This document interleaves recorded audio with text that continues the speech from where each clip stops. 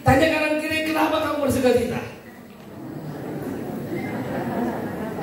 Karena aku ditanya maka aku jawab. Kita bersukacita karena Yesus amat baik. Amin. Bilang kanan kiri, Yesus amat baik.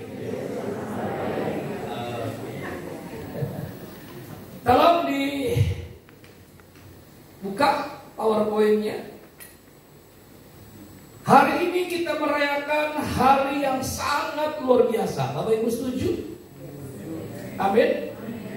Hari ini adalah hari Jumat Agung. Katakan 2-3, Jumat Agung. Ada begitu banyak hari Jumat, tapi tidak pernah dikatakan sebagai Jumat Agung.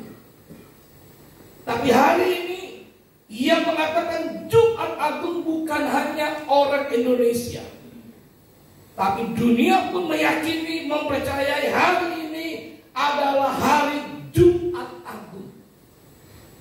Pertanyaannya, kenapa begitu banyak hari Jumat tapi hari ini dikatakan sebagai hari Jumat Agung? Karena hari ini adalah hari kematian Yesus. Amin. Karena dikatakan sebagai Jumat Agung karena Yesus yang mati. Yesus yang mati yang punya dampak, yang punya nilai, yang punya arti bagi dunia ini. Jadi kalau ada orang-orang yang mati di hari Jumat, kenapa dikatakan tidak hari Jumat Agung? Karena kematian manusia itu tidak punya dampak, tidak punya nilai, tidak punya arti apa-apa. Katakan amin. Hari ini dikatakan sebagai hari Jumat Agung karena yang mati Yesus Kristus Tuhan, dan kematian Yesus di atas kayu salib itu punya dampak, punya arti, punya nilai yang sangat besar bagi dunia ini. Makanya dikatakan sebagai hari apa? Jumat Agung. Pastikan Bapak Ibu ketika kita merayakan hari yang namanya Jumat Agung, pastikan kita semakin sadar kalau Yesus mati buat saya dan saudara. Katakan amin. Amin. Jangan sampai kita merayakan hari Jumat Agung tetapi kita tidak mengerti, memahami tentang kematian Yesus di atas kayu salib. Sebuah harga yang sangat terlalu mahal yang Yesus harus bayar ketika dia naik ke Golgota. Ketika dia naik tergantung di atas kayu salib. Sangat terlalu mahal. Di Taman Getsemani dia berdoa. Bahkan Alkitab mencatat hanya ada di dalam Injil Lukas, tidak ada di lain. Matius tidak ada, Markus tidak ada, Yohanes tidak ada. Kenapa hanya di Injil Lukas? Karena Injil Lukas itu menulis bagaimana Yesus adalah manusia sejati, manusia 100%. Yesus punya dua pribadi yang namanya dikotomi Yesus. Yang pertama dia Allah 100%, katakan amin. Yang kedua dia adalah manusia 100%. Tepuk tangan kepada kita. Makanya dalam Injil Lukas ditulis Bapak Ibu ketika dia siap untuk naik ke Kalvari, ke Golgota. Dia berdoa di Taman Eden, di taman. Dia bilang begini saudara, di Taman Getsemani, kalau boleh cawan ini lalu daripadaku. Bapak Ibu masih ingat? Kalau boleh Bapak cawan ini lalu daripadaku.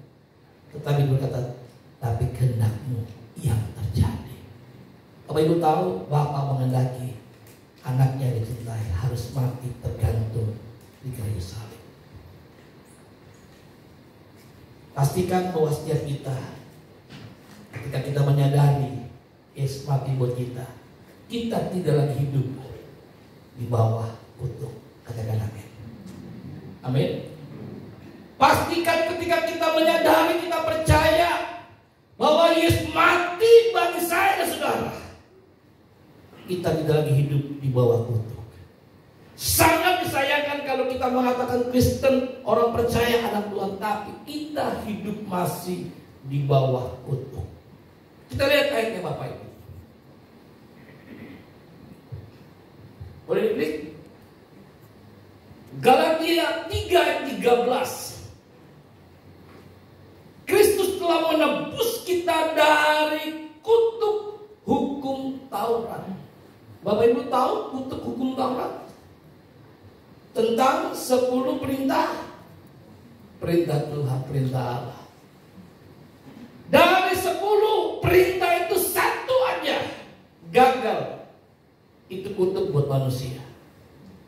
Dan Tuhan tahu pasti bahwa manusia tidak mungkin bisa menang atas 10 perintah. Setuju Bapak Ibu? Siapapun dia nggak mungkin bisa menang. Makanya Tuhan memberikan hukum kasih. Makanya dikatakan apa? Dengan jalan menjadi kutuk. Ini caranya. No choice. Tidak ada cara. Tidak ada jalan lain kecuali Yesus mati tergantung di atas kayu salib.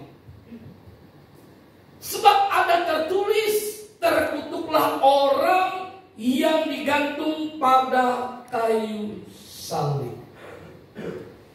Yesus rela menjadi kutuk karena apa? Karena saya dan saudara.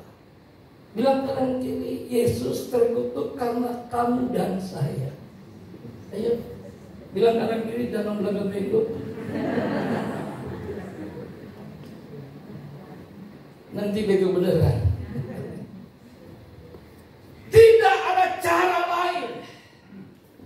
Bagaimana Bapa di surga mengembalikan manusia yang sudah terbuang, mereka yang sudah tidak ada kepastian. Kata dosa itu menggunakan kata bahasa aslinya, menggunakan kata hamartia. Apa itu hamartia? Hamartia itu bicara tentang kehilangan arah, kehilangan tujuan, kehilangan sasaran. Lihat Bapak Ibu, kalau manusia hidup diperbudak, diperhamba oleh dosa, enggak heran kalau gaya hidupnya, tujuan hidupnya, cita-citanya tidak memuliakan Tuhan. Jangan kaget dan enggak perlu dihakimi. Setuju Bapak Ibu? Kenapa? Karena dosa itu sudah membuat dia kehilangan arah, kehilangan sasaran, kehilangan tujuan. Dan tidak ada cara bagaimana Bapa bisa mengembalikan umatnya, anak-anaknya yang dicintai, kembali kepada tujuan yang semula. Ketika Tuhan ciptakan manusia, Tuhan menggunakan kata imago Dei. Apa itu imago Dei? Segambar serupa dengan Allah.